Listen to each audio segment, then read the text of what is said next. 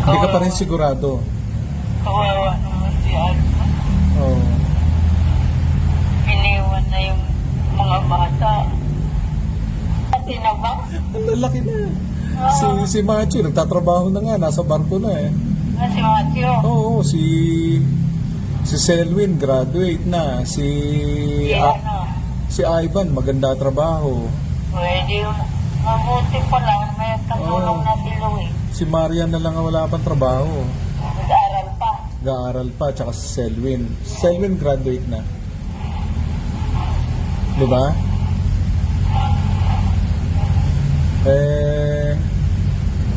Hindi ako magkaano dito. Talagang ganyan ang buhay na eh. Oo, ganyan talaga ang buhay natin. Hindi ka naman magkaano dito sa mundo. Hindi ka makapanatili dahil kung gusto na nilo na kukunin ka talaga. Yan. Ikaw nga, bonus na lang yung buhay na mo eh. Inahaba na ng buhay mo eh. Pasalamat nga ako eh. Bonus na yung buhay mo eh. Hindi ko na yung katawan ko. Eh, mag-iingat ka kasi yan na lang ano, ay pag ano ba tawag nito, yung pagyamanin na natin yung ano natitira sa atin. Tayo na lang dalawa eh, di tayo dalawa. Wala tayong magagawa eh. Di ba? Pinapilin mo ni Mylene yung bahay doon. Oo, si Mylene, pinagbilan. Okay naman, pinaupahan ko. Oo. Si Mylene kumukuha ng upa. Pinapadala niya sa, ano, sa akin. Oo. Plano ko nga ipagawa, palagyan ng taas para mapaupahan talaga ng gusto.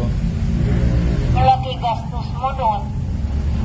Eh, gasino lang naman yun, madali, ano lang naman yun. So okay ka na, wala ka ng problema, hindi ka naman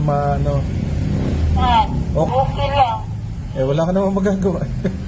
Ganyan talaga ang buhay. Oo, ganyan talaga ang buhay. Kung gusto na nilo na kukunin ka talaga. Hindi mo sabi nga, Lord, wag mo na, kaya gusto ko pa mabuhay. Ang kailangan mo lang gawin, lagi ka na lang maging masaya dyan. Ayo. Oo. Wala nang iba dito. Huwag kang maging masugit dyan. Enjoy mo lang ang life. So alam mo na, lahat na, tayo na lang dalawa natitira. Rosa, patay nung pala. Tayo na. 3 years ago yata yun. Nagpunta pa ako sa kanila eh, pero hindi ko inabot ng, hindi ko nabalitaan na patay na siya. Nung kamakailan lang, nag-message ako kay Baby Gel. Sabi ni Baby Gel, patay na rin si mama niya. Sabi ni Baby Gel? Oo.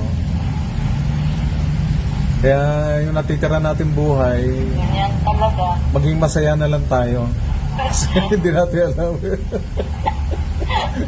Enjoy na lang natin yung life kasi lahat pupunta talaga sa ganun ay. Ay, oo. Punta tayo talaga doon. Mahalaga, lagi tayong nag-i-enjoy sa binigay ng buhay ni Lord.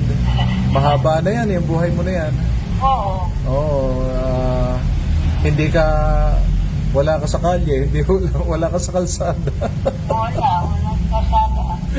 Pag nandun ako sa bahay, nandun sa kapitbahay. Oo.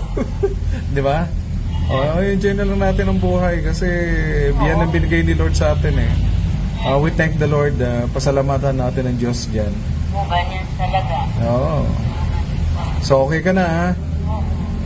Okay.